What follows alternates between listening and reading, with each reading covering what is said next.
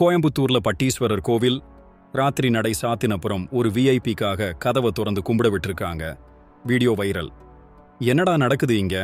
வழக்கமா கோயம்புத்தூர் பேரூர் பட்டீஸ்வரர் கோவில்ல ராத்திரி நடை சாத்தினா அப்புறம் மறுநாள் காலையில தான் திறப்பாங்க. ஆனா போன ஞாயிற்றுக்கிழமை ராத்திரி நடை சாத்தினப்புறமும் ஒருத்தருக்காக கோவில் கதவை மறுபடியும் திறந்து சாமி கும்பிட விட்டுருக்காங்க ஊழியருங்க. இத பார்த்த பக்தர்கள் எல்லாரும் ஷாக் ஆகி வீடியோ எடுத்து கேள்வி கேட்குறாங்க. அவர் ஆபீசர் கார் லேட் ஆயிடுச்சு விடுங்க அப்படின்னு. அங்க இருந்த ஊழியருங்க சொன்னதுதான் பெரும் சர்ச்சை.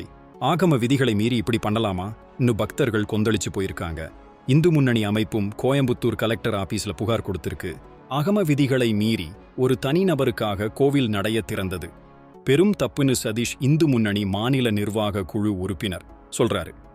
இப்படி அலட்சியமா இருக்கிற அறநிலையத்துறை மேல நடவடிக்கை எடுக்கணும்னு மக்கள் கேக்குறாங்க. இதுக்கு அரசு என்ன பதில் சொல்ல போகுது? உங்க கருத்து என்ன? கமெண்ட்ல சொல்லுங்க. சார் என்ன ரூல்ஸுங்க சார்?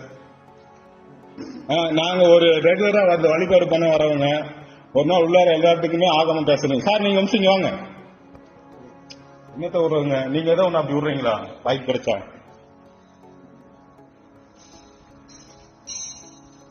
சார் நீங்க என்ன சொல்றீங்க சொல்லுங்க சார். சொல்லுங்க. கோயில் சாத்தியாச்சு.